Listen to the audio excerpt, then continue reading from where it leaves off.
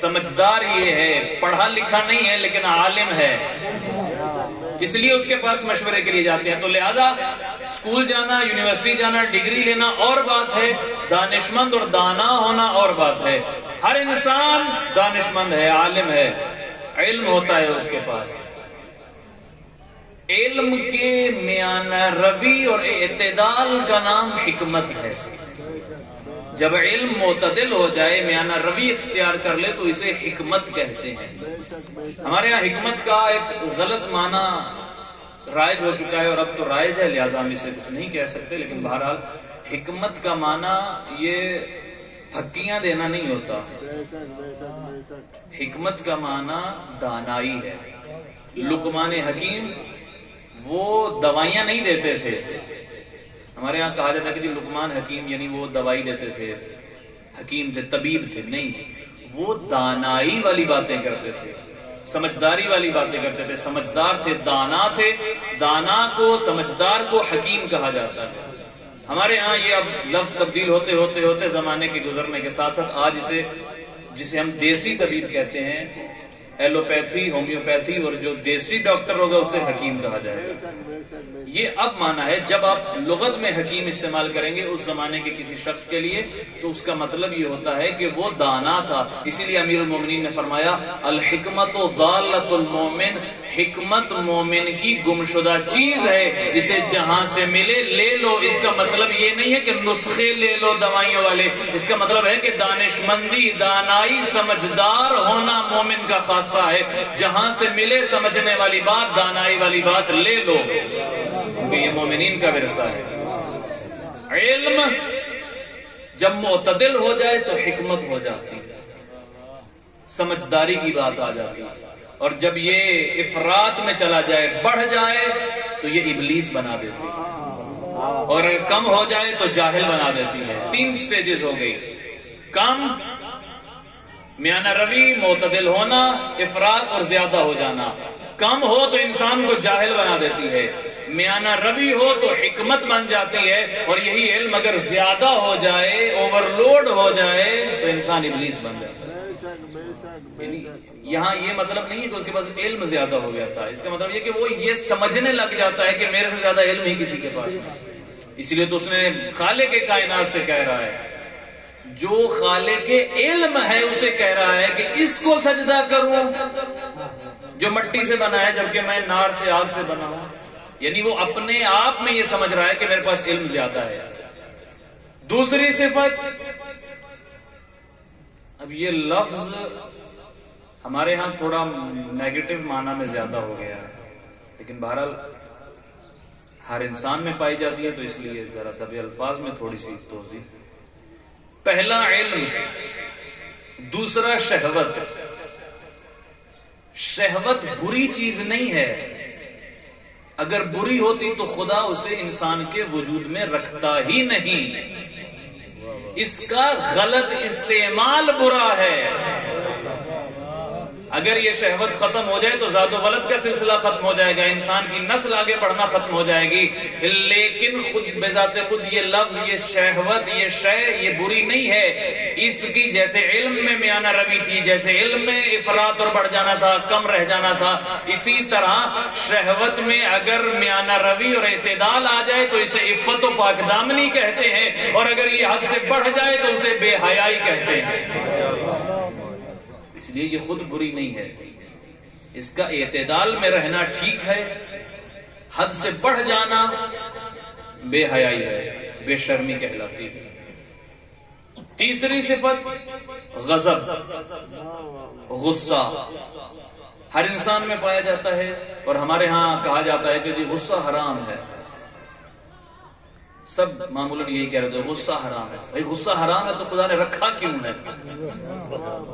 جیسے شہوت کا ہونا غلط نہیں ہے ویسے غصے کا ہونا بھی غلط نہیں ہے۔ غصہ ہر جگہ حرام نہیں ہے، کبھی کبھی غصہ واجب ہو جاتا ہے۔ مثال کے ساتھ بات سمجھانا چاہوں گا، اشارے میں شاید سمجھ میں آ جائے۔ غصہ اگر کرنا بری بات ہے، اگر غصہ کرنا حرام ہے، تو جو شخص اگر کسی خاص موقع پر غصہ نہ کرے، غضب کا اظہار نہ کرے، تو کہا جائے گا کہ یہ بے حیا ہے۔ اگر اس کی عزت پر حملہ ہو رہا ہو اور وہ شخص کہے کہ میں نے غصہ نہیں کرنا، تو سب کہیں گے کہ بھائی تمہارا یہاں غصہ کرنا بنتا تھا، تم پر واجب تھا کہ تم غضب کا اظہار کرو، کیونکہ ہر جگہ پر خاموش رہنا درست نہیں ہوتا۔ اپنی جان کی حفاظت کے لیے، اپنی عزت کی حفاظت کے لیے غضب کرنا، غصہ کرنا بہت ضروری ہے۔ چوتھی صفت عدل ہے۔ عدل میں زیادہ اور کم ہوتا ہی نہیں ہے، عدل ہوتا ہی وہی ہے جو میانہ روی ہو، اور عدل وہ طاقت ہے کہ جو ان پہلی تینوں طاقتوں کو معتدل رکھتا ہے۔ اور اس کی ایک بہترین مثال دوں کہ ہر انسان میں عدل کیسے پایا جاتا ہے۔ جو شخص سامان لوٹ کر آئے، ایک گروہ قافلے کو لوٹے اور ظلم کیا ہے، یہ لوٹا، لوٹنے کے بعد آئے، آپ ان سے پوچھیں، اب جب سامان بانٹنے تو پوچھیں کہ جی فلاں کو زیادہ دے دیں، تو کہیں نہیں جی اس کو زیادہ کیوں دیں، سب کو برابر دیں۔ چور بھی جس نے ابھی ظلم کر کے لوٹا ہے، وہ بھی جب اپنے حق کی بات آئے گی تو کہے گا عدل کیا جائے، سب کو برابر جتنا حصہ بنتا ہے اتنا حصہ دیا جائے۔ اس کا مطلب ہے کہ عدل ہر انسان میں پایا جاتا ہے۔ عدل وہ قوت ہے کہ جو ان تینوں چیزوں کو، ان پچھلی تینوں صفات کو لگام ڈالتا ہے، انہیں معتدل کرتا ہے، انہیں میانہ روی کرتا ہے، انہیں میانہ روی بخشتا ہے۔ عدل وہ قوت ہے، اور جہاں عدل آ کر سمو جائے، جس شخصیت کا نام ہی عدل پڑ جائے، جو شخصیت خود مجسمہ عدل ہو، اسے علی ابن ابی طالب کہتے ہیں کہ حالت یہ ہے کہ فرمایا گیا قتل علی ابن ابی طالب لشدت العدل، علی کے قتل ہونے کی وجہ یہ تھی کہ وہ عدل کیا کرتے تھے۔ اور کیا مقام تھا عدل میں امیر المومنین کا کہ حاکم بن چکے ہیں، خلیفہ بن چکے ہیں، اپنا سگا بھائی جناب عقیل امیر المومنین کی خدمت میں آئے، کچھ رقم چاہیے تھی، امیر المومنین بیت المال کا کچھ کام کر رہے تھے، چراغ جل رہا ہے، جناب عقیل انتظار کر رہے ہیں، وقت گزرا، کام ختم ہوا، امیر المومنین نے یہ چراغ بجھایا، دوسرا چراغ روشن کر دیا، عقیل سے بات کرنا شروع کر دیا۔ جزاکم اللہ۔ ایک چراغ کو بجھایا، دفتر کو، کاپی کو بند کیا، دوسرا چراغ جلایا اور عقیل کی طرف متوجہ ہو کر بات کرنا شروع کر دی۔ جناب عقیل نے پوچھا کہ بھائی یہ کیا کیا ہے آپ نے؟ بات تو اس چراغ میں بھی ہو سکتی تھی، یہ دوسرا چراغ جلانے کی کیا ضرورت ہے؟ تو امیر المومنین نے فرمایا کہ یہ چراغ جو جل رہا تھا، اس میں پڑا ہوا تیل، ڈالا ہوا تیل بیت المال سے آیا تھا، اور یہ اس وقت تک جل رہا تھا جب تک میں بیت المال کا کام کر رہا تھا۔ اب تم مجھ سے ملاقات کرنے آئے ہو تو میں نے وہ چراغ جلایا ہے کہ جس میں تیل میں نے اپنے جیب سے ڈالا ہے۔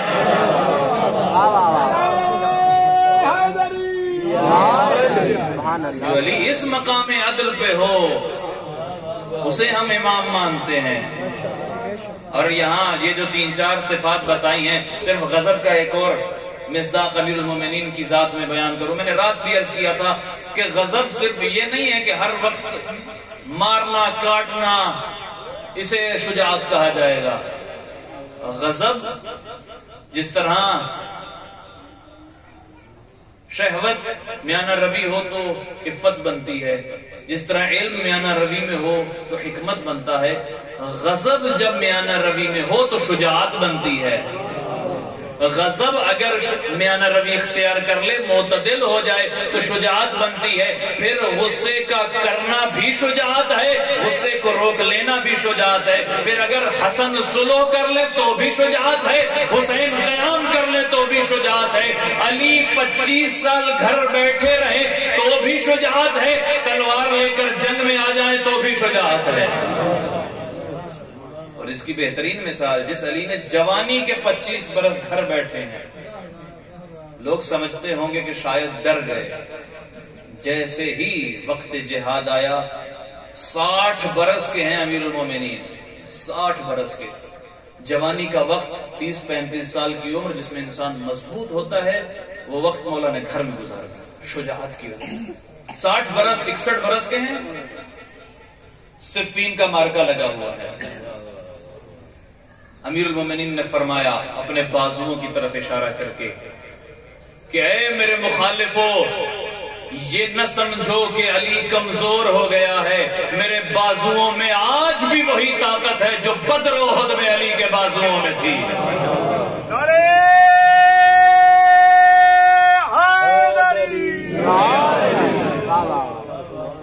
اور اس کے بعد ایک خط لکھا حاکم شام کو، لشکر مخالف کے امیر کو، کیا کہ یہ کیا تم اتنے عرصے سے کبھی کسی کو بھیجتے ہو کبھی کسی کو بھیجتے ہو، ادھر سے میں بھی کسی کو بھیجتا ہوں، ایسا کرو کہ مسلمانوں کا خون نہیں بہاتے۔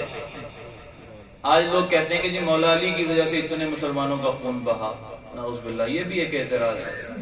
بھائی مولا علی نے تو چاہا تھا کہ یہ خون نہ بہے، آپ کے حاکم نے نہیں چاہا۔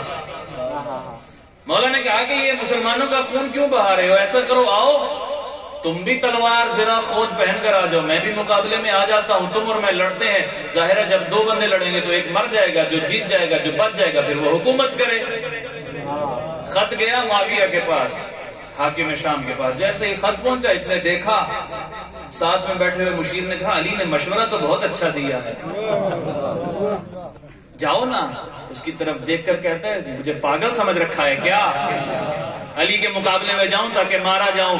اسی جنگ میں ایک مرتبہ عبداللہ ابن عباس جن کے نام پر آپ کا نام ہے، عبداللہ ابن عباس جن کا مقام کیا ہے کہ حبر الامت کہا گیا ہے، امت کے حبر کہتے ہیں اونٹ کی کوہان کو، یعنی علم میں وہ معیار تھا کہ جس طرح اونٹ میں اس کی کوہان بلند ہوتی ہے، اسی طرح اس امت میں علم کے اعتبار سے جناب عبداللہ ابن عباس بلند مقام پر تھے۔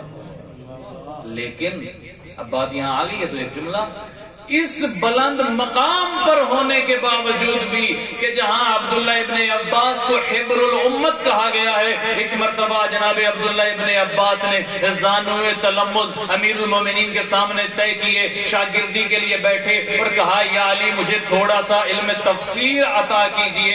عشاء کی نماز کے بعد امیر المومنین نے جناب عبداللہ ابن عباس کو درس تفسیر دینا شروع کیا، فجر کی آذان آ گئی، ابن عباس کہتے ہیں ابھی بسم اللہ کی تفسیر ختم نہیں ہوئی تھی، وہ عبداللہ ابن عباس جو امت کا سب سے بڑا عالم ہے، وہ جس کے پاس درس تفسیر لینے جائے اسے علی ابن ابی طالب کہتے ہیں۔ اور پوری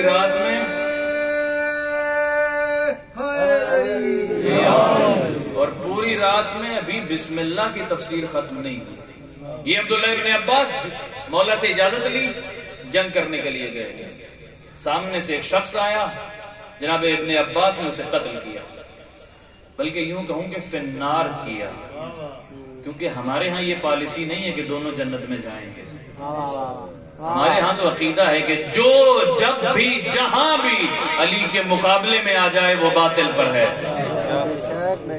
دوسرا شخص آیا، جناب ابن عباس نے کہا کہ رکو، میں نے آقا سے صرف ایک بندے کی اجازت لی تھی، میں واپس جاتا ہوں، دوبارہ اجازت لے کر آتا ہوں، پھر تم سے لڑتا ہوں۔ خیمے میں آئے، آقا سے کہا یا علی اجازت دیجئے، ایک بندے کو مار آیا ہوں، دوسرا مقابلے پر آیا ہوا ہے۔ امیر المومنین اٹھے، کہا نہیں اب تم رکو، میں جاتا ہوں، اپنی زرہ دو، اپنی خود دو، تلوار اٹھائی، گھوڑے پر بیٹھے، نقاب لگایا، نقاب لگا کر مقابلے پر آ گئے۔ سامنے والا سمجھ رہا ہے کہ ابن عباس آئے ہیں، لیکن ادھر سے علی آئے ہیں، لیکن جو دھوکے سے مارے وہ علی ہو ہی نہیں سکتا، جو دھوکے سے کسی کو مارے وہ علی ہو ہی نہیں سکتا۔ جناب امیر المومنین نے اس کو اپنا تعارف کروایا، کہا کہ مجھے ابن عباس مت سمجھو، میں حیدر کرار ہوں، علی ابن ابی طالب ہوں، اگر جنگ کرنا چاہتے ہو تو کرو، جانا چاہتے ہو تو جاؤ۔ اس نے کہا نہیں میں جنگ کروں گا، وار کیا، پہلا وار اس نے کیا، علی نے روک کر وار کیا، اسے تحقیق کر دیا، دوسرا آیا، تیسرا آیا، چوتھا آیا، 4-5 افراد باری باری آتے رہے، علی نے سب کو تحقیق کر دیا۔ شجاعت حیدریہ دیکھیے گا، عمر کیا ہے، 62-63 برس کی عمر ہے کہ جب علی یہ جنگ کر رہے ہیں، بڑھاپا آ چکا ہے، بال سفید ہو چکے ہیں، لیکن شجاعت کا عالم یہ ہے کہ علی بغیر بتائے کسی پر حملہ نہیں کر رہے۔ 4-5 افراد کو جب قتل کر دیا نا تو وہ دور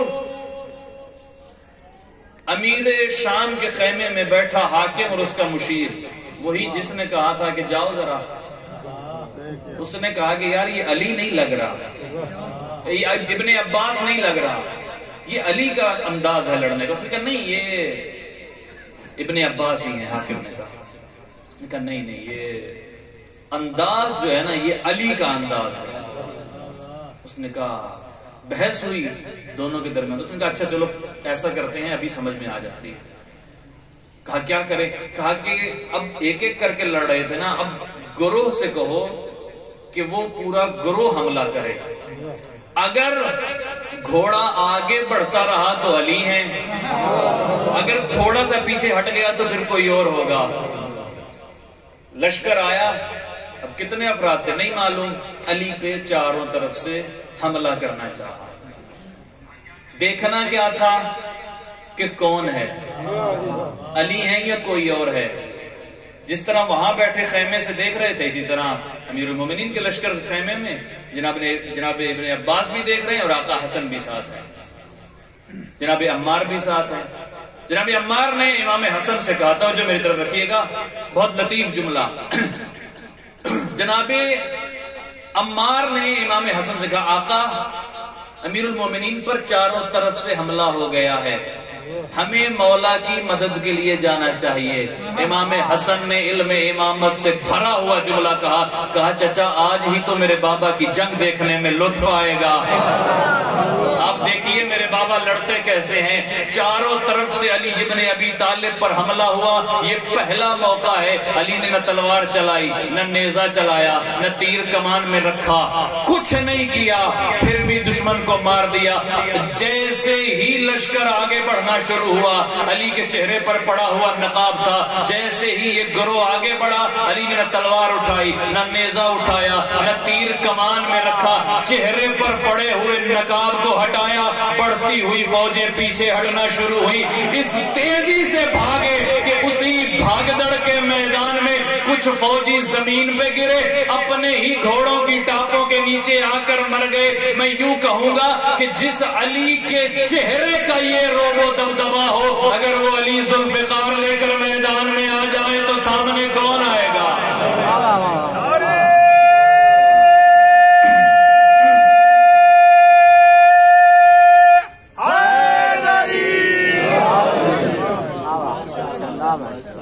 آقا نے نہ تلوار اٹھائی، نہ نیزہ اٹھایا، نہ تیر اٹھایا، صرف چہرے سے نقاب اتارا۔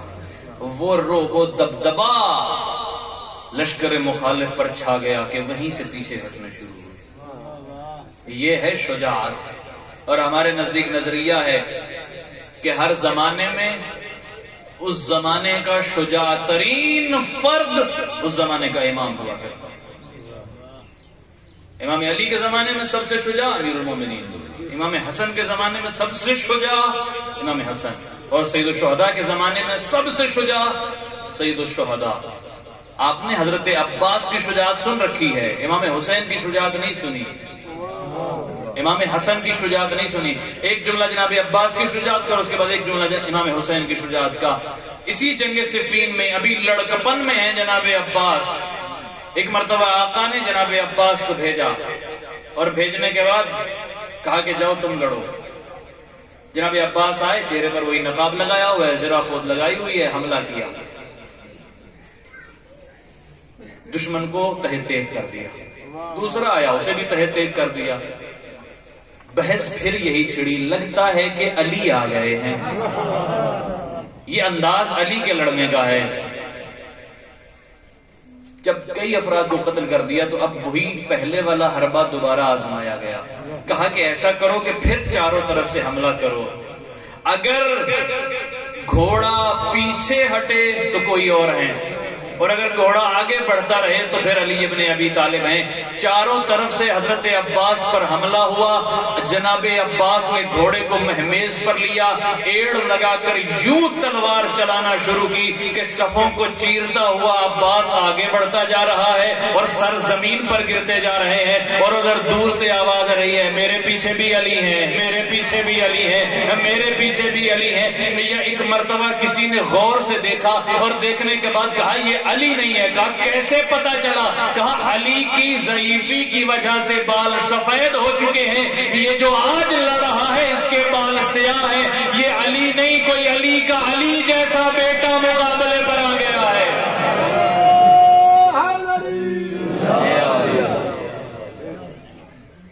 یہ ہے شجاعت حضرت عباس. اس انداز سے جناب عباس لڑے. کب؟ جب ابھی جوان ہیں،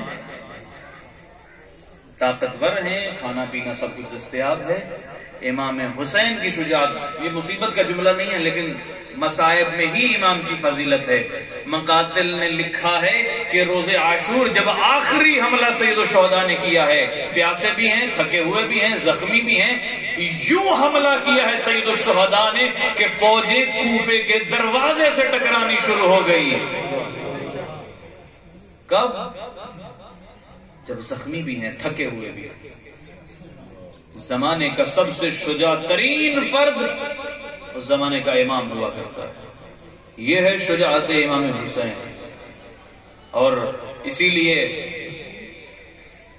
عاشور سے پہلے تک جب پوچھا جاتا تھا کہ من اشجع العرب، عرب میں سب سے بہادر کون ہے، تو کہا جاتا تھا علی بن ابی طالب. عرب کا سب سے بڑا بہادر علی بن ابی طالب ہے. اور جب عاشور کے بعد پوچھا جاتا تھا من اشجع العرب، تو کہا جاتا تھا حسین ابن علی. آج کے بعد سے عرب کا سب سے بڑا بہادر حسین ابن علی ہے. پوچھا گیا کہ فرق کیا ہے دونوں میں، تو کہا کہ علی جب بھی لڑنے جایا کرتے تھے اکیلے لڑنے جایا کرتے تھے. حسین جب جنگ کرنے گئے ہیں تو اکیلے نہیں ہیں، پردوں میں زینب و ام کلثوم کو چھوڑ کر آ رہے ہیں. زینب و کلثوم جیسی بہنیں ساتھ ہیں.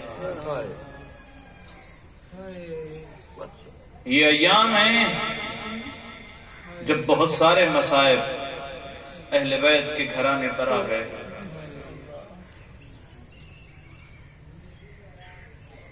اسی اشجع العرب امام نے کربلا میں چند انوکھے کام کیے. غریب کربلا کا عباس جیسے بھائی کے بازو اٹھانا آسان تھا، اکبر کے سینے سے برچھی نکالنا آسان تھا، قاسم کے ٹکڑے چننا آسان تھا، لیکن ذوالفقار کے ساتھ اصغر کی قبر کھودنا بڑا مشکل تھا. اجرکم اللہ. غریب کربلا روز عاشور کئی مرتبہ مقاتل نے لکھا ہے کہ اگر عصر عاشور حسین ابن علی کو قتل نہ کیا جاتا نا تو بھی حسین عصر عاشور سے زیادہ دیر زندہ رہ نہیں سکتے تھے. کہا کیوں؟ کہا جس نے اکبر جیسے بیٹے کو بھیجا ہو پھر بھلا وہ کتنی دیر زندہ رہ سکتا ہے.